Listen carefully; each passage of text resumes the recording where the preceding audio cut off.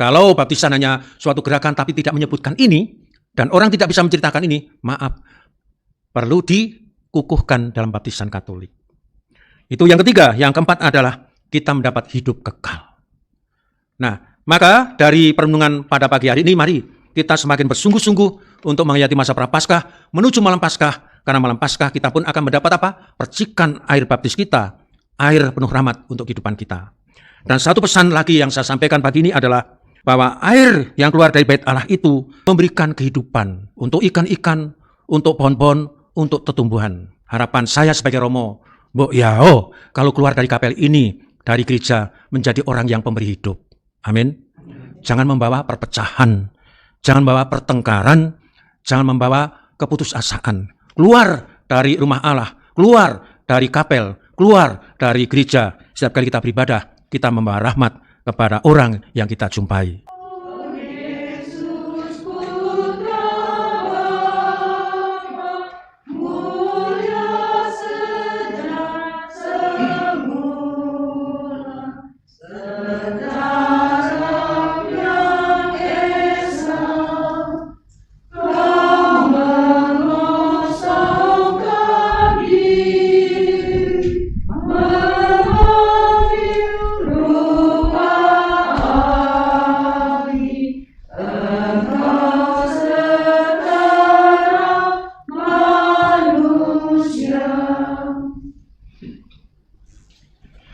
Dalam nama Bapa dan Putra dan Roh Kudus.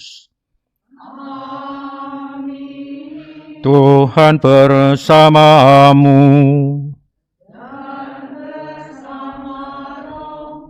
Saudara terkasih dalam Kristus, selamat pagi. Pagi ini adalah hari Selasa, pekan keempat Prapaskah. Nabi bernubuat, Tuhan dalam sabdanya mengajak dan berseru, kalian yang haus datanglah ke sumber air, dan kalian yang tak mampu membayar, mari datanglah dan minumlah dengan sukacita. Mari kita sejenak kita selamat kita akui segala kurang dan dosa-dosa kita. Kita mohon ampun pada Tuhan agar layak untuk peristiwa penyelamatan ini. Para saudara-saudari yang terkasih dalam Kristus, pagi ini kepada kita disajikan dua kutipan dari kitab suci. Yang pertama dari kitab Nabi Yeskiel, bab 47, ayat 1-9, dilanjutkan dengan ayat 12. Dan bacaan Injil hari ini diambil dari Yohanes 5, ayat 1 sampai dengan 16. Dari dua bacaan ini ada satu tema, ada satu pokok permenungan disajikan kepada kita, yaitu tentang air sumber kehidupan. Air sumber kehidupan. Air yang dimaksud adalah, yang pertama adalah air yang keluar dari bait Allah. Aliran air yang berasal dari bait Allah akhirnya memberikan kehidupan, menghidupi. Aliran air yang dari bait Allah menghidupkan dan menghidupi ikan-ikan yang berkeriapan di sepanjang aliran sungai itu. Macam-macam ikan. Mungkin yang tidak ada adalah mungkin hanya ikan kembung. Karena mungkin di sana dia menunggu mujizat juga kalau ada ikan kembung. Tapi macam-macam ikan begitu hidup, berkeriapan di sepanjang sungai itu. Dan juga air yang keluar dari bait Allah itu menghidupkan dan menghidupi tumbuhan, pohon-pohon yang tumbuh sepanjang kiri kanan sungai itu. Buah-buahnya jadi makanan dan daun-daunnya menjadi obat. Luar biasa. Sangat-sangat luar biasa aliran air yang berasal dari bait Allah memberikan begitu banyak kehidupan dan juga memberikan manfaat bagi banyak orang. Lalu bacaan Injil berkisah juga kepada kita tentang air, yaitu air di kolam Bethesda. air kolam Bethesda. Bethesda artinya belas kasih. Dikisahkan dalam Injil tadi bahwa tiap kali air Bethesda itu berguncang atau diguncangkan oleh malaikat, maka banyak orang yang ada di situ yang mengidap sakit penyakit, mereka berlarian nyemplung ke kolam itu dan mereka sembuh. Sembuh. Entah itu yang lumpuh, yang timpang, yang mungkin sakit-sakit lainnya, sembuh. Tapi tadi memang ada satu orang yang rupanya sakit lumpuh, 38 tahun tidak mendapat kesempatan itu karena tidak ada orang lain yang menolong.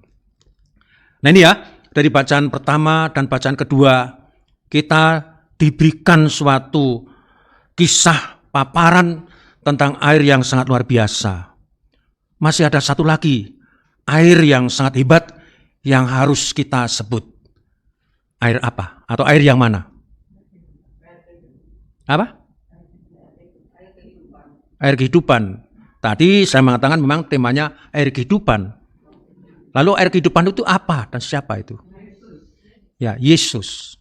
Jadi meskipun dalam cara pandang saya ada air yang hebat dari bait Allah, ada air yang hebat di kolam Bethesda, tapi ada air yang juga bahkan terhebat adalah air kehidupan.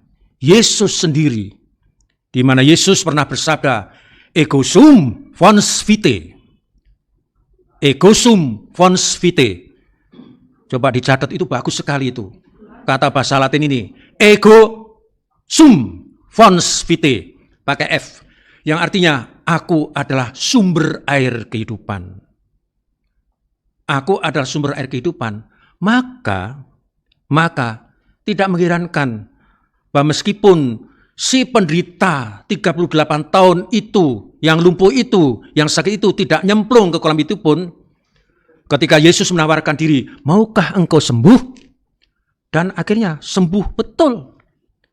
Meski dia tidak mendapat, sebutkanlah, segarnya air dari bait Allah, tidak nyemplung ke dalam kolam Bethesda, tapi oleh sapaan, oleh uluran tangan dari Yesus sang fons vitae itu, ia pun sembuh. Nah inilah perenungan yang luar biasa yang perlu kita resapkan, yang selama ini mungkin kita tidak begitu mendalam, tidak begitu menggali pesan dari kitab bacaan. Pagi ini kita diajak untuk terbuka mata kita, pikiran kita, hati kita. Oh ya, Alkitab berbicara tentang air kehidupan, dan air kehidupan sejati bagi kita adalah siapa? Yesus. Maka mengakhiri perenungan pagi ini saya mempunyai 3 pesan. Pesan saya yang pertama adalah, mari sesering mungkin menyambut Yesus. Komuni suci. Karena apa? Karena dialah sang air kehidupan itu. Maka jangan menyerah hanya online doang. You tidak disentuh oleh hadirnya Yesus langsung. Dan kita yang juga sempat ini, mbok ya diajak yang lain-lain, supaya dia disembuhkan seperti orang yang sakit 38 tahun itu. Saya khawatir, saya was-was, saya takut, jangan-jangan mungkin di antara teman-teman kita yang sedang krisis iman, yang sedang mengidap sakit tertentu, nggak sembuh-sembuh, karena tidak kita antar untuk kita ajak, ayo misa menyambut komuni lagi. Itu yang pertama. Lalu yang kedua, mari kita makin bersungguh-sungguh dalam menghayati masa Prapaskah ini. Karena apa? Nanti pada malam Paskah, kita pun juga akan diingatkan kembali betapa segar, betapa dahsyat dari air baptis yang kita terima. Coba kalau kita sendiri diajak membarui janji baptis dan diperciki pada malam Paskah itu, rahmat apa sih yang dapat kita peroleh sehingga tidak kalah hebatnya juga daya penyembuh dari air baptis itu? Rahmat apa yang kita terima dari baptisan? Dan dari baptisan itu memang terjadi suatu penyembuhan mujizat besar. Rahmat apa yang kita peroleh waktu kita mendapat segarnya air baptis? Ada 4. Ada 4. Ini para aktivis harus tahu apa itu yang kuperoleh dari rahmat baptis. Karena dengan kita sadar akan rahmat baptis itu, maka kita semakin bangga, semakin bangga, semakin bangga. Dan bagaimana kita menjaga rahmat baptis, air baptis itu. 1, dari air baptis kita ditebus dari dosa asal. Karena kalau dosa asal tetap menguasai kita, ujung-ujungnya adalah mati kekal. Tetapi oleh air baptis, dosa asal kita dihapuskan.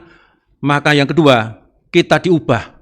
Dulu bukan anak Allah, oleh baptisan kita menjadi anak Allah. Amin. Jadi sudah 2 yang kusebutkan. Dari segarnya air baptis, kita mendapat penebusan dari dosa asal. Yang kedua, kita menjadi anak Allah. Yang ketiga, kita menjadi anggota resmi gereja. Kalau menjadi anggota resmi gereja, artinya kita tidak hanya sebagai penonton. Kita tidak hanya sebagai pinggiran doang, nyemplung langsung aktif di gereja. Karena baptisan sudah membuat aku anggota resmi gereja.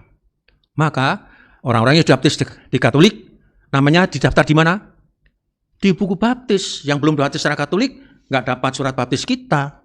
Dan bahkan masih dipertanyakan, kalau Anda sudah baptis di mana? Lalu mengatakan saya baptis di gereja ini, oke. Lalu yang seperti apa? Maka baptisan yang kita terima bersama sebagai meterai dari kehidupan iman kita adalah baptisan Triniter itu. Aku membaptis engkau dalam nama Bapa, Putra, dan Roh Kudus.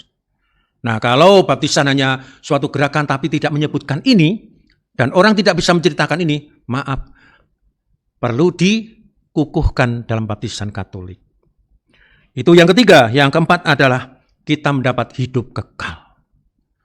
Nah, maka dari perenungan pada pagi hari ini, mari kita semakin bersungguh-sungguh untuk menghayati masa Prapaskah menuju malam Paskah. Karena malam Paskah kita pun akan mendapat apa? Percikan air baptis kita, air penuh rahmat untuk kehidupan kita. Dan satu pesan lagi yang saya sampaikan pagi ini adalah bahwa air yang keluar dari bait Allah itu memberikan kehidupan untuk ikan-ikan, untuk pohon-pohon, untuk tumbuhan. Harapan saya sebagai Romo, kalau keluar dari kapel ini, dari gereja, menjadi orang yang pemberi hidup. Amin. Jangan membawa perpecahan, jangan membawa pertengkaran, jangan membawa keputusasaan. Keluar dari rumah Allah, keluar dari kapel, keluar dari gereja. Setiap kali kita beribadah, kita membawa rahmat kepada orang yang kita jumpai. Tuhan memberkati. Marilah menyatakan misteri iman kita. Wafatmu Tuhan kami wartakan, kebangkitanmu kami muliakan, hingga Engkau datang. Tuhanlah gembalaku, aku takkan berkekurangan. Aku dibaringkannya di padang rumput yang hijau dan diantar ke sumber air yang segar. Tuhan bersamamu. Semoga Allah Maha Kuasa memberkati kita sekalian, Bapa, Putra, dan Roh Kudus. Berterkasih, Ekaristi sudah selesai.